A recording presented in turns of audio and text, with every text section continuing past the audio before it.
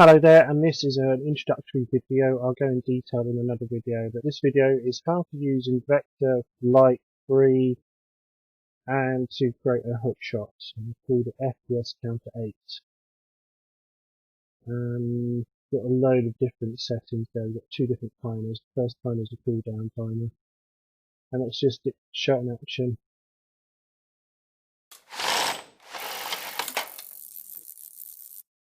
And we've got a first person camera, and then 1 and 2, key number 2 switches it to third person. So the first person camera is linked to the third person, this controller. As you do that, it affects the rotation of the first person camera. So I have put a limiter in, so at the moment you can turn around and see that, which is cool. And that blue mark is a box for the hook. I'll just change it to here. We've got various little qualities of life, which is actually teleporting up a little bit, a smidgen. Okay, here we go. So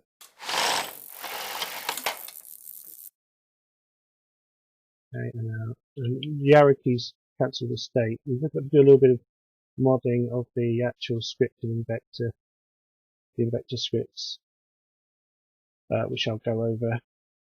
Probably, I don't know when I'll do that. Maybe at the end.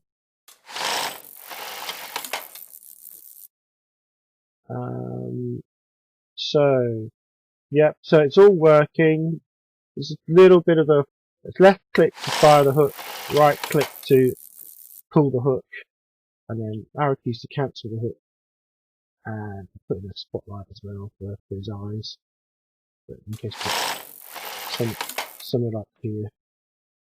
And the main reason I've done this is really for debug purposes when I'm creating levels, and I want to be able to just move around, but I also want to get to places that I wouldn't otherwise be able to get to without having.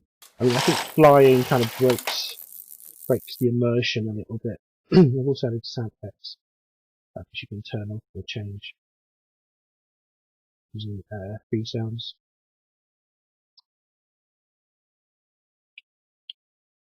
I'm very happy with it. I put a really big range on it. Oh, it's also got tags to be taggable, so I've set the terrain as a taggable thing, so you can turn that off if you don't want players just using it as a really quick way of moving. There's still a couple of cases when you can mess it up and it's not quite right. So if that's going to fire it. Now, I still haven't sorted out the right click reset button. That bit there isn't quite right. So I've got to fix that. So yeah, feel free to see what you can do to break it and fix it. I'm going to release the code is Creative Commons, do what you like with it, but the tutorials are going to be attribution to the channel. So do what you like with the code, it's up to you. I'm just really glad that I managed to get it. I also I did a search through all the different hookshot grappling hook tutorials on YouTube as inspiration to get this done. I might do a credits video.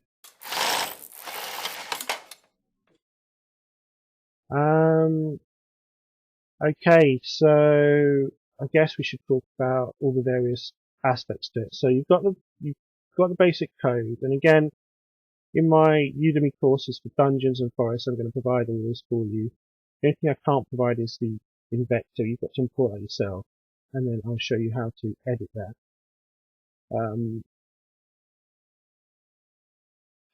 So I'll provide this code, and this code got an awful lot of things here. to put in. We've got a debug, which is a black cube which goes underneath, and then the hookshot itself, which is a small cube that we could change them anything we like.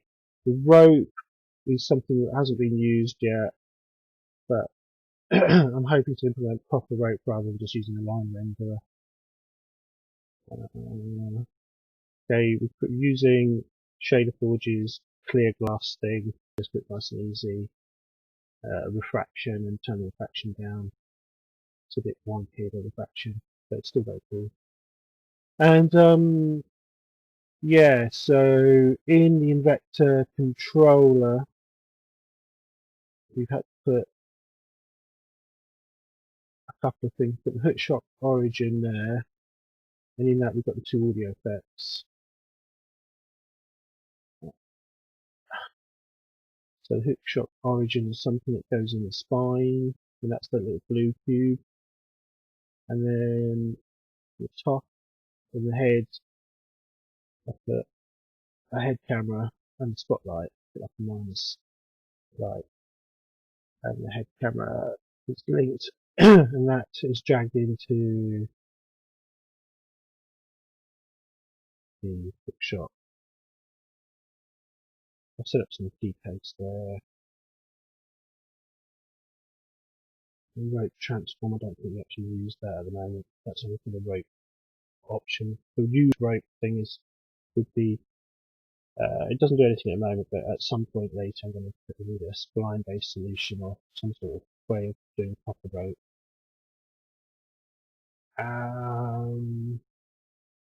We've got offsets, we've got the line renderer, and that's on the hook origins. I put the line renderer.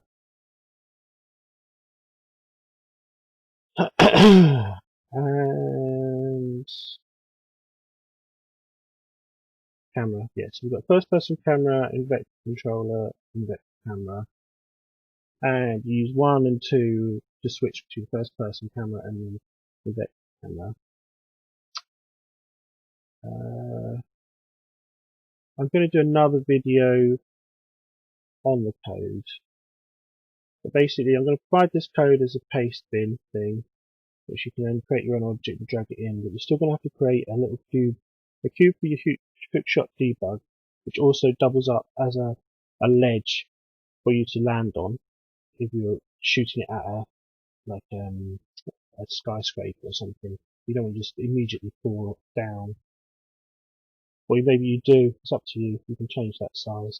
I start off with just a cube, so you create a cube with a Hookshot debug, a cube with a Hookshot, another cube for the Hookshot origin, you create a camera and stick it in at the end of the armature for, for the metal warrior, and then the spotlight's just an additional so that you can see things.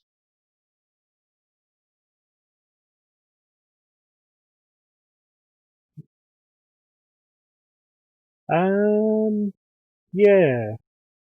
Anything else to go over? I think for this video, it's just a question of how to get it up and going, and then I will go through in detail in another video. So if you drag all that in and get it all working, you've got various speeds, climb forward, climb up, offset, that's stuff for when you hit it. Max distance, I've put it as 1,000 units. Minimum distance, 3 units, just like you're going to do micro shots. Finish distance is how far before you get to it. We've got line renderer, got secondary timer. Okay, and quickly go through the code. It's a bit messy with comments at the moment. I'm also using something called Atom, which is very cool. It's kind of like a free version, or just a nice dark IDE. It doesn't have anything to do with Microsoft. And so we've got our serialized fields. This is to be able to adjust it in the editor. Let's go through it very roughly. We've got audio listeners and cameras. Camera 1 and camera 2 is the invector camera and first person camera. I've gone straight into Hookshot at the start because that's the one I was having the most difficulty. So if the hook is ready, if raycast it out from the origin, Hookshot origin, which is in your chest, Hookshot just went forward, out, and the Hookshot origin also goes the same way as the cameras. I can't remember how did I get it. Basically, it turns the face wherever I'm turning and facing. So if you found the tag hookable, so another thing you've got to do is create a tag.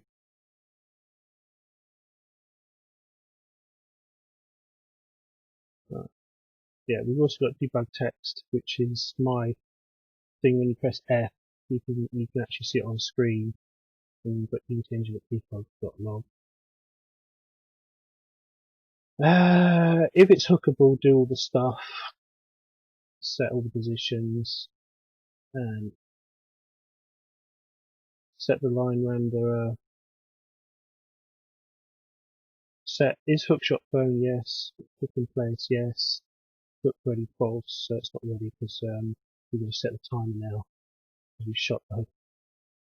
If use rope, we're not going to use the line renderer. We're going to put some other code there, which we haven't done yet. And otherwise, if not use rope, we use the line renderer. Then draw rope. Not go into draw rope. Hookshot move. Play the ratchet sounds.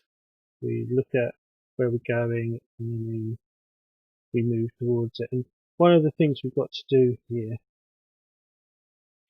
is switch off the invector controller. So that's handled with left button, right button within the code. So let's see if if the distance is less than the final distance, then we stop the hookshot. So once it's got within 3 meters of the target, or whatever you want to call hookshot distance, it's going to stop. Hook in place, false, and hook climb. And hook climb is just a little function to get us above the obstacle, and this gives us a fighting chance to not just fall immediately down. We've also got the debug platform, which we put underneath us, an invisible platform, just to give us a little ledge. Stop hook shots, hook climb, we've got start, we're locking the cursor, we're setting the timer 1, we're setting the timer 2. I like timers. Don't really use timer 2 at the moment, but I'm sure they'll have a place. We'll update. Again, we're locking. It's being absolutely solid on the lock. We're doing the delta time. So the hook origin is, there we go. So because we've got the invector camera dragged in as a camera, invector camera, if I find it, game object, invector camera. Because we've hooked that in to this code, every time the camera moves and looks different directions, we can set the first person camera to do the same thing. And that's what we've done there in update. So we're connecting the hookshot origin.transform.origin to the invector camera. So everywhere the invector camera rotates, we've got the hook origin rotating, which is the box in our chest. We can make it into a belt or whatever you want to make, but at the moment it's just a box. And it also transforms the first person camera. So setting rotation of the origin of the camera and the first person camera to the third person camera. So that's very cool. We've got escape key functionality. You could, instead of just exiting, you could put that into pause. Application.pause or something, I forget what the code is, but you can, if it's the editor, then stop playing, or if it's not the editor, just quit. and that's the escape key. But you can also change that if you want in the code. We've got key code P, that's just for pausing it. And yeah, so it's for the that toggles the pause, but I haven't really got pausing to work properly yet, where everything stops. First hook key, if input key is first hook key, so that's, I've set that up as left click, shoot, and then in that function we handle whether you can shoot or not. So right, I had a problem with the right mouse button, so I had to actually hard code it in as get mouse button rather than using a key, a public key thingy. So I've used all these other ones here, key code. The right mouse button, I wanted it to be just to hold, I think. I wanted it whilst you're holding it. So as soon as you let go, so I think I just felt better having it as a click and hold rather than just a tap for that one. If it's dragging, then move it, middle click, that would be anything middle click. Key 1, we set the different cameras, so disable, we're not just, yes, so this set active, false. Right, okay, yeah, so we've done, although that seems a bit counterintuitive, what we've done there is we've set both cameras as active, because if you have, I had a big problem with two cameras, that if I disabled the camera, it disabled everything about that camera, which wasn't cool. So what we've done here is we've disabled the camera, but we've enabled the cameras in a certain order, and by doing it in this order, you end up with one being one of these cameras dominant, and two being the other camera dominant. I think I can't remember which way it is now, but this is the way it works. We press 1, you get first person, you press 2, and you get second. So although two cameras are active, only one of them is going to be looked at as the primary camera.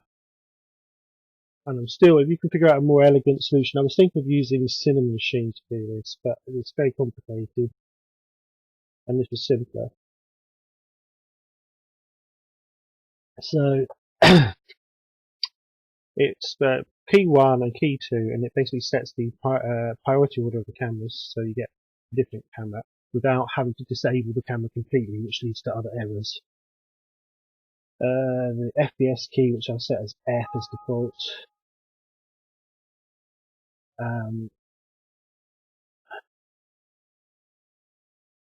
And why that come up? If timer 2 is running, if it's paused, the whole if pause thing you could probably get rid of really.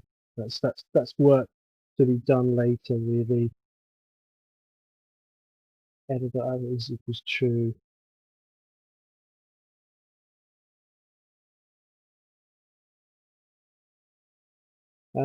Late update we draw the rope to avoid dodginess happening, making sure it's in the right bits. Everything else is done first. We draw it, and then we draw the rope.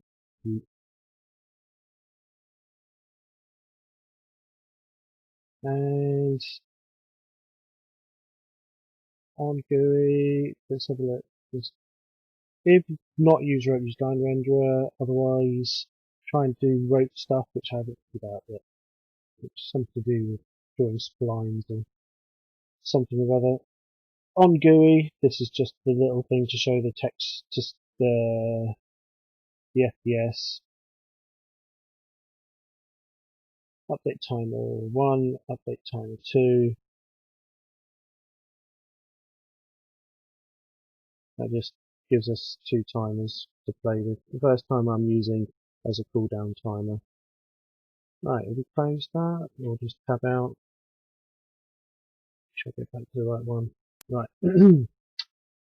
Yeah, so the cooldown timer I've set as 5 seconds, I think. timer 1 5 seconds. Excuse me. That is as you shoot it. You probably get rid of the timer remaining.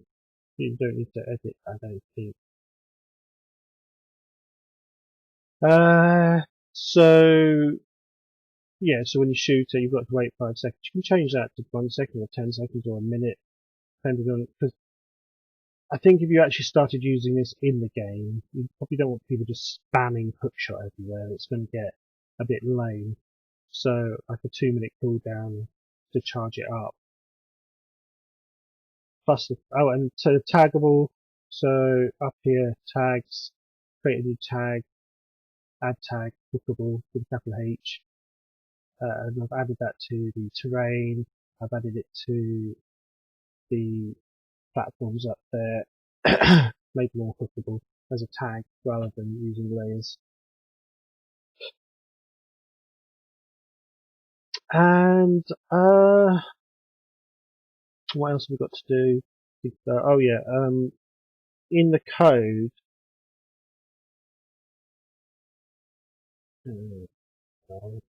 invector, light, in the scripts. I don't think we don't need to edit the camera. It's in the character code. We've had to put in some things. So in the motor, I've done this in another video, but I'll quickly go over it in this one. We've had to add a hook shot. When I do a search for October. Right, okay, so we've had to add a locomotion type hook shot in there. We've had to add a bool. Update motor, hook control, and then basically if it's not a hook shot, we don't want to do anything with the hook control. And it's basically if it's hook shot, if we set the hook shot, we want it just to return and not do anything else. It doesn't mess about with our animation of pulling the person. So it's basically how to switch off in third person motor. How do we switch it all off? And we switch it all off by adding a boolean hook control. And that's in the motor. Now if I tab again, and then in the third person input, double click. I don't like going into other people's code, but I just had to switch it off. I just wanted it off. I think in the paid version of Invector, it's a different system, which I might, if I get enough interest, I could go into how to set up the paid one is a slightly different arrangement. It's not as simple as this one. Anyway, in third person input, we're basically looking for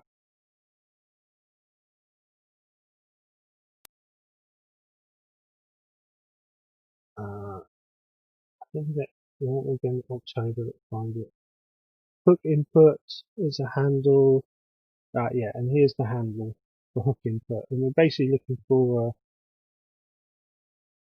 if any of these inputs were setting hookshot to false. So if you're jumping, if you're strafing, if you're sprinting, if you're going WASD, you just switch off the state or the boolean. I've done it. But I think this is actually a state. And turned it into false. The only time it's going to be true is if you use the right mouse button. And the right mouse button, when you click it, you're going to set the hookshot to true. Because that means you're trying to crawl along the line. Now, if you haven't actually fired the hook out off, or you're not actually doing it, as soon as you use any key, well not any key, but WASD, jump, shift, control, any of those are going to switch it back to something else. It's going to switch off the hook shot. So by setting it like this, when you hit the right mouse button, you're going to go across. You're going to go across. So if you wanted to change this, whatever button you need to put it in here or key to be the one that drags along the rope. So that would take a little bit of messing about. If it's if you wanted to get some sort of like menu to set the button or the key to something else other than right mouse button. This is all kind of hard coded in, which is it's a little bit messy, but it's very clean, but a bit kind of hard coded, hard wired in. Everything else, that's it, I think. So we've just basically added an input handle and in the input handle, if any of the keys are like that, switch off Hookshot, otherwise switch it on. And it's again, all that I'm trying to do is switch off invector whilst we're doing the rope. Next one,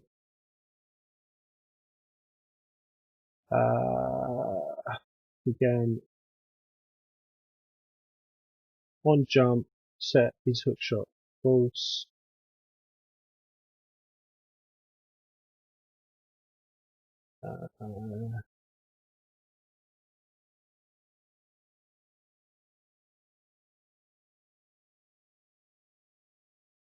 So we just added a public virtual void Hookshot, and which you can send a boolean value, and that is really to work with the other code. Everything else is just left alone. So I have learned a lot more about the guts of invector, which I wasn't really interested in learning about, but I had to. I like invector; it's very smooth. So, well, the free one is. I think the paid one has so much extra functionality. You lose the frames per second. It doesn't feel quite so smooth. It's having to do all sorts of extra stuff, which I think would probably be better handled in a DLL or off somewhere, coded a bit more efficiently. I think that's a problem with a lot of these third-person controllers. Is the more functionality you get with them, the more code you've got to go through, which makes it less efficient. So that's why I like the light one so much, because it's so fast. And that's probably going to be a problem later on down the road when we try and add all the extra functionality of weapons and combat and inventory systems. You're going to start. I think that's where Unity starts struggling a bit because it's not efficiently coded as opposed to C++. So you've got to be very careful with your budget in terms of scripting. Otherwise, you're going to end up with very unwieldy, clunky stuff. But right now, it does its job, and as a learning tool, it's the best out there. And this stuff is hard enough as it is without adding the extra complexity of C++ to it. That's another level of optimization that needs to be done later down the line once you've figured out the concepts of it all. Anyway, so what's this one? Import setting. I don't really need that. Well, let's open it up. See if I've no. Yeah, I didn't go near that one. Don't go near the animation. No, thank you. So animator nothing, and in third-person controller, only two settings. Basically, is hookshot equals false, and then we've set this value. But I think because I've made it virtual, that feeds into these other ones. The next one, which is third-person input, hook input. I'm a little bit hazy with protected virtuals, but I'm just using the hook input to set key codes to switch it off, and the mouse button to switch it on, and that's that. And then into the motor, again, locomotion type. This is a state machine, isn't it? So Hookshot added to free with strafe, only free, and Hookshot, and then here internal pull, that's really important, is Hookshot. Update motor, hook control, then set up hook control. It's only a little thing, return, and then there's a lot of, if it's Hookshot, then you return, which basically means you break out of any of the other motors and controls. So if not is jumping, return. If you are hookshotting, return, get out. Then the next one, same thing with air control. If you're in the hookshot mode, just switch off invector. You don't need it. We're still going to get a little bit of overlap of it coming in. And again, I can go through all this in more detail later, but this is just to get up and going. Right, we're closing that, tabbing out. So, yeah, I'll put the FPS counter code and paste bin, and I'll also provide this whole project file in my Dungeons course and my Forest course on Udemy.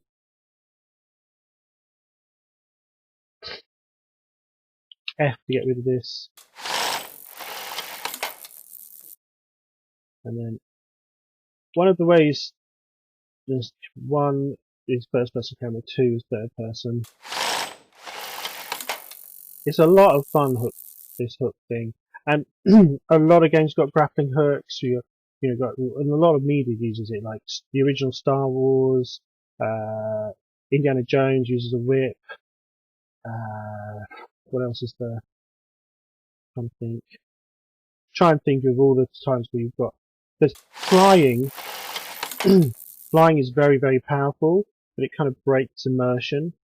Whereas this, although I've set it to rather silly settings, it's selling the immersion a bit more by allowing you to think about, and it's the same, like with the difference between Jedis being able to fire a gun and do that versus flying through space without breathing apparatus. It's all about trying to suspend belief to have slightly more believable physics, and of course that would kill normal people. And you don't tend to be able to bounce off there. You don't tend to be able to just teleport through the platform, you just fall down. But it's just more satisfying just to be able to, he climbed through it. There was a hatch there and he managed to climb through. Oh, missed. Really fell off.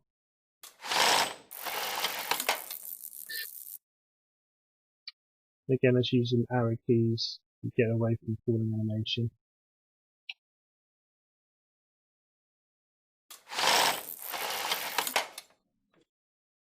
Sometimes you bounce back.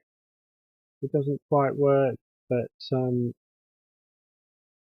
yeah, you can do what you like with it. You can change it. You can make it more realistic. You have a much shorter range. You can have a lot higher cooldown. Realistically, you'd have to wind that rope back every time and set it all up. It would take about 5 to 10 minutes, realistically. And if you're interested, there's a guy who's actually creating his own one in real life, a grappling hook. You can see the true reality of what it's like in the real world. Making a grappling hook. But grappling hooks and zip lines, I think they really do add a lot of fun, as well as gliders would be good as well, being able to glide. I suppose that's something else I should look into. Anyway, that was just a quick introduction, and I will do a more detailed video later about it. Hope it's sort of used to people. See you later.